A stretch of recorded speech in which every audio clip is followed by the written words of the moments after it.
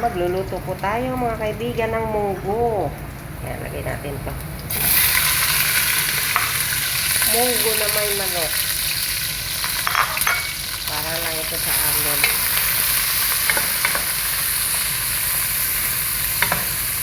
Ayan, lagay ko na yung luya, sili at yung kamatis.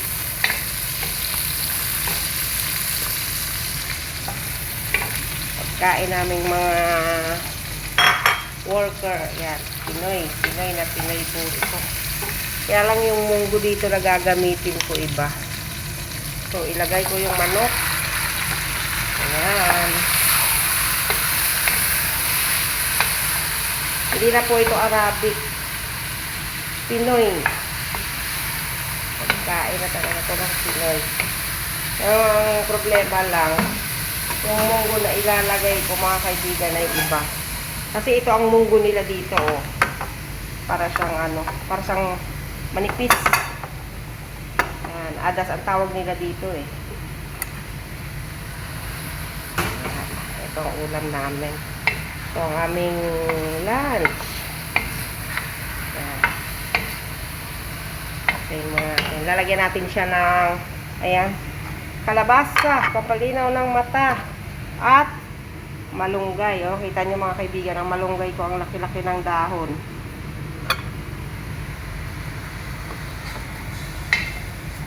Sinabawang manok na may munggo. Yan, o, diba? Lagyan na natin ngayon ano. O, iba naman ang way ng pagluluto nito. Parang Pilipino na talaga, hindi parang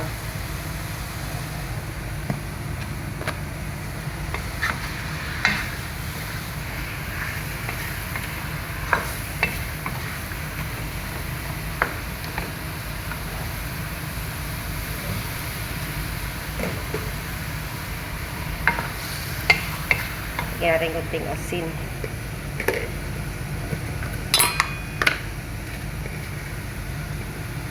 Para may lasa yung manok habang ginigisa, di ba? Ang mga magagandang kasama ko nag-request, gusto daw nila may sabaw. O, di ayan, sinabawang manok. Ayan naman natin ang garlic powder. Tinamad na akong mag pit-pit ng sariwang bawang, kaya powder na lang.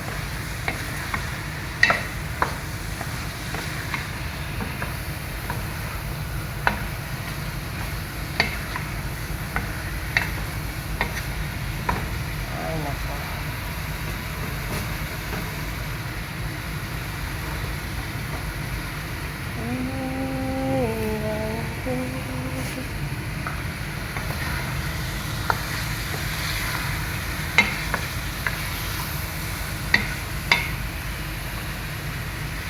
Nilagyan ko to ng luya, kamatis, at sili. O, yan na mga kaibigan. Nakita nyo na po. Okay na rin naman to sa tanghalian.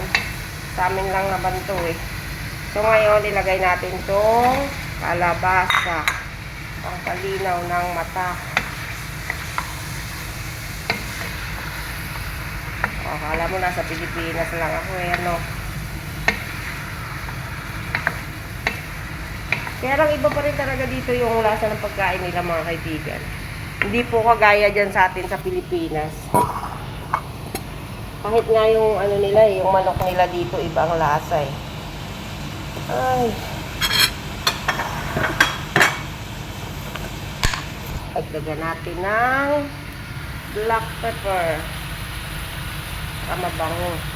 Ito yung mga kasama ko mahilig sa maanghang. Ayan.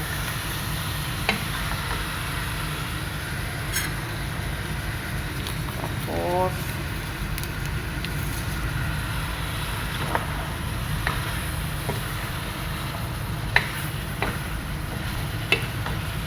ay lagay natin ang munggo, mga palangga. Ayan. Hindi ko inilahat, baka masyadong madami. Pinoy food. Ayan, dagdagan natin. Hindi ko lang ilalahat kasi pangit pag masyadong madami. So, okay. So, lagyan natin ng konting asin. Ayan. At pangpalasa. Tubigan naman natin siya ngayon para kumulo. Ayan. Sinabawang manok na may adas. Mamaya na po natin ilalagay ang munggo mga kaibig, ang balunggay. Ayan, nakita nyo ang lalaki ng dahon, oh. Mataba kasi siya. So, for the meantime po, ito, takpan natin muna. Pag kumulo, lagay na yung munggo. Simple lang.